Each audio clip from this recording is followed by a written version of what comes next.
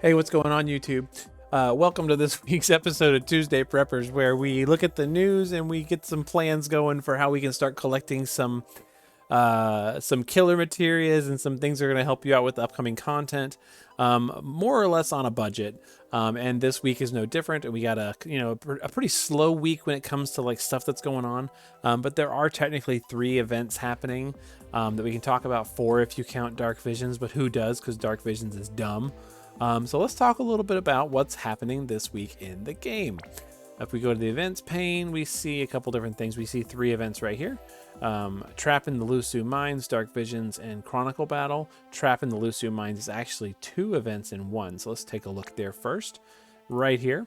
It's a King Mog farming event. The main boss of the event is a beast that is 50% weak to fire and water, and it's immune to breaks. Now, the good news is most of the times these King Mog bosses are not that hard, but the good news is also that Beast is a very common killer that you can go ahead and grab in game, and that's a good thing. So we'll show you how to get some Beast Killer tonight, but let's take a look at what you can get from the event.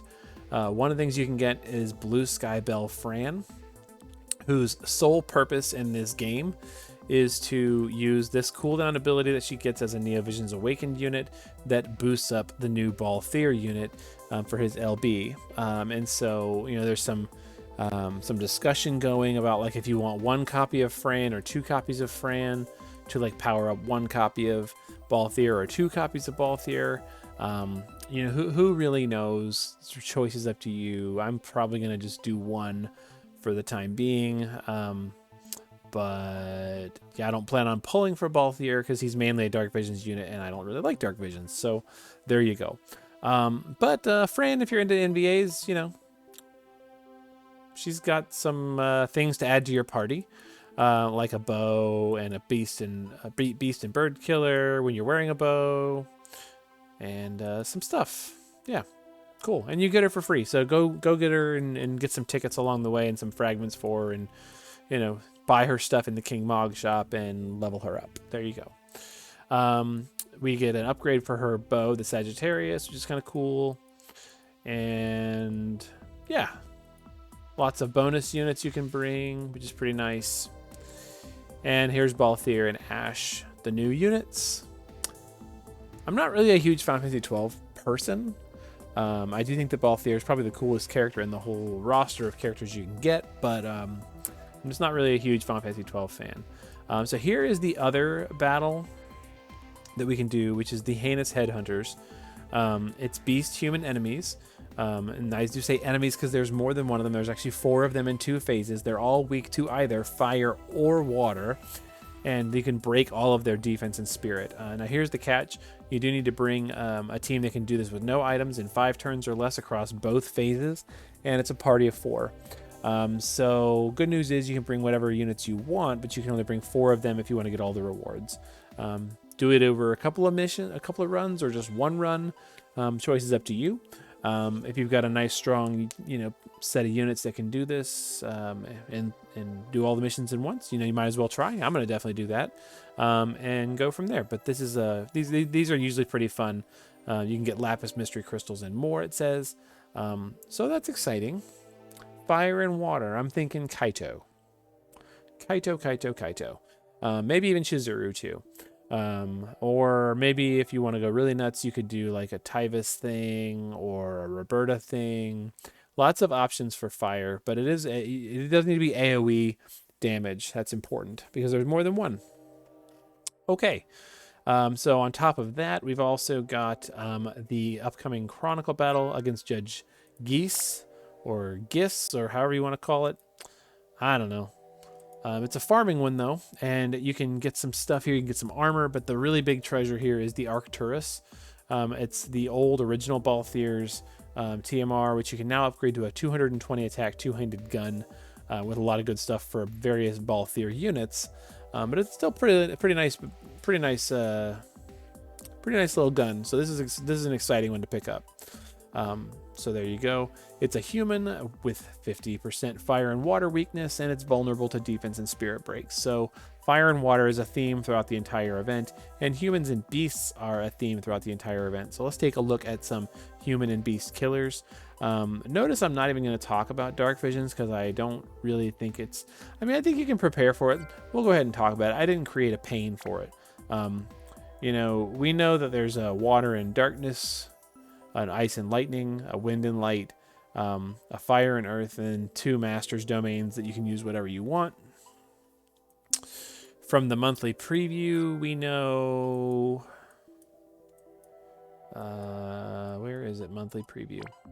We know that there is a human boss, an aquatic boss, and a machine stone boss, which is pretty cool. And then we also know from this month's, or from this month's Clash of Wills is a bird and fish boss, avian and aquatic, and it's weak to fire, lightning, and light. So lots of options there. Roberta for fire, Louise for fire, Esther for lightning, Sylvie for lightning. Lots of choices. I don't think we've had a really good... well, I guess Ling for light if you really wanted to use light, but yeah, there's not a whole lot of good choices for light. Maybe the new unit will have fire, lightning, and or light. That's kind of cool. I spent a little time on stream tonight talking about who that unit could be. So let's go back to beasts and humans, because that's what we're really focusing on for this week's content is beasts and humans. Lots and lots of stuff for human killer as always.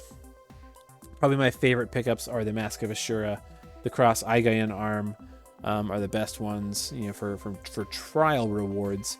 Everything else is either one-handed or just not really that good anymore. But there is definitely a lot out there for human killer. It's one of the most common killers in the game, so I don't think many people are hurting for human killer. Beast is also very, very common. So let's talk about Beast for a second. You know, you could do a 2-handed bow from Scorn of the Wicked Moon, which is, you know, bows are being 2-handed are kind of nice. You could get Beast Killer Plus from Scorn of Aemon, which is what we're going to be doing tonight. Scorn of Aemon intermediate version, not the hard version, it's the intermediate, which is kind of neat. Another really good STMR for this is me Valued Memories from Irvin, which is 100% Beast Killer, which is super cool. Don't forget that Sky's new intrinsic ability also gives Sky a bunch of Beast Killer. So if you're a Sky fan, there you go. Not really something you can go farm right now, but you could definitely equip Sky with her intrinsic and get some Beast Killer. So we're going to go after, like I said, Scorn of Aemon intermediate version. We're going to find that in the Vortex right now. Vortex, my equipment capacity has been reached. I cannot hold any more equipment. Come on. What did I do? What did I do?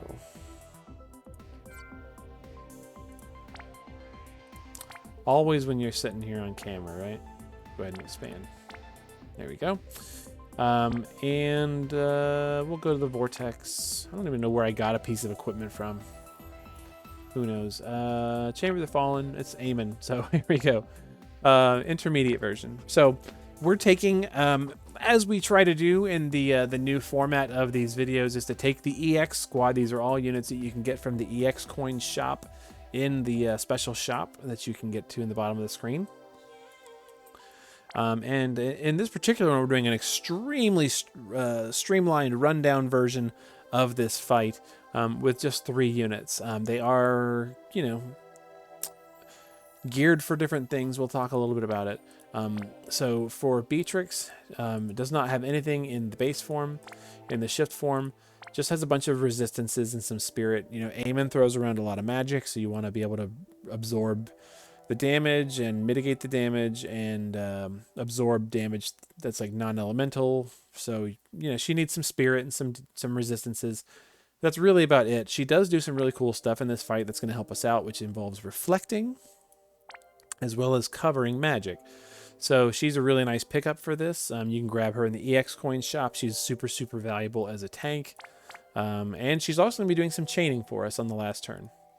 Shadow is built for passive provoke and evasion. Although Aemon does not do any physical attacks, the passive provoke is important. He also needs to have some death immunity, just in case.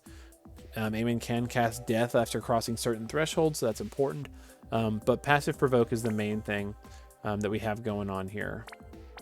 Not even wearing a vision card. He's just going to be doing a little chaining with Beatrix at the end. And then we got Squall. So Squall here is wearing, you know, a chronicled out version of the TMR. He's otherwise just got some STMRs from old 5-star units. And just some stuff like the Mightiest, which is, you know, his Trustmaster ability. And then just some Undead Killer and Rage Beast Roar. You pick up Rage Beast Roar from a trial, the Behemoth King trial, which is not terribly difficult if you have the units for it. You could theoretically grab this, you know, with a really strong friend unit who can blow up the trial in 1 turn. There you go. But here's how he's built. He's got max LB damage because he gears really easily for that. He's only got 200% Reaper, and not really geared that well, you might think. And then some true double hand because he gears naturally for that just by wearing his own stuff. And he's just wearing, you know, a Ling Vision card. He could be geared a whole lot better for this. It's not gonna matter. This fight is pretty easy with Squall at the helm. So let's take a look and get into it, shall we? Oh, I disappeared. Oh my gosh, such a goober. All right. There's Aemon. So Aemon starts off the fight by making himself weak to fire. We don't care about that on this clear. So Squall is going to use Rage Beast Roar first action on Shadow because Shadow has been hit by a HP recovery buff. And we don't want that on Shadow because that HP recovery buff will kill him since he's a zombie, which we are all zombied. So we're going to get rid of that with Rage Beast Roar. There we go. Notice it is now gone. Cool. Shadow is just going to break the boss with Jamming Blade. And Beatrix is going to cover us all and then cast Reflect on Shadow. Now her Reflect is actually not just a single Reflect. It is Reflect times 3. So it's going to reflect 3 spells. We'll go ahead and do that on Shadow. And that's good because Aemon's going to cast some spells like Kiraga, which we don't want to get hit by because we're all zombies, and Full Life, which we don't want to get hit by because we're all zombies.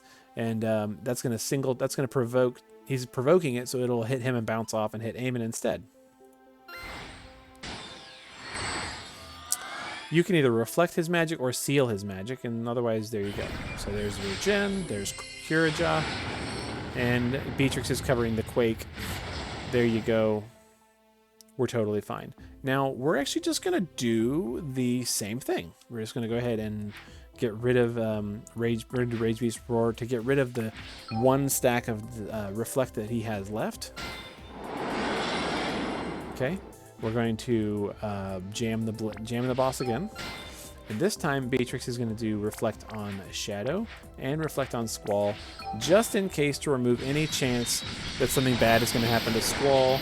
And there you go. So now they are both reflecting magic. There we go. Full lives are bouncing off of us. Beatrix is covering magic. We're taking no damage, basically. And we've made it to turn 3. All right, so in this turn, Beatrix is going to go down to the base form, because she's going to triple, use Stock Break. And Shadow is going to triple and use Jamming Blade. And Squall is just going to use his SLB. Now, you could very easily just kill Aemon on the first turn if you wanted to, just by using, you know, strong geared units and chaining. Squall can do that very easily, especially if you use Fire Imbue and stuff like that. I just wanted to show how you can play with the mechanics of the fight using these units, so using Reflect, using Dispel and things like that to try and deal with the mechanics. But at this point, we're just going to send everybody in. Squall is not powered up using any of his cooldowns or Magnus abilities or anything like that, and we're still going to be just fine.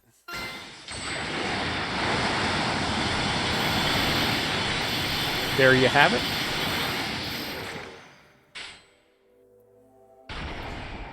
Show you the missions real quick. As always, complete the quest for Beast Killer Plus. That's the thing we came here for, is Beast Killer Plus, to deal with all these beast enemies this week. No items gets you a Trustmaster Moogle. 5 turns or less gets you a 5-star select summon ticket, and no KOs gets you a Super Trust Moogle exchange ticket ×5. And there we are. Squall basically solo carrying the damage. Really, they're only there chaining just to help Squall build the chain. Since he's not using his Magnus and power-up abilities, he does need the chain to do enough damage.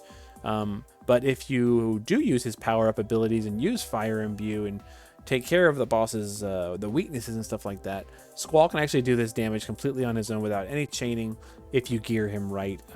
I showed that over on stream a couple different ways. And there you have it. So that will get you some Beast Killer Plus and hopefully help you get through this week's content, which is focused on beasts and humans. Hopefully you find that helpful and useful and interesting, and you want to come back for more. You know, we are almost a year into having this channel and producing videos and stuff like that.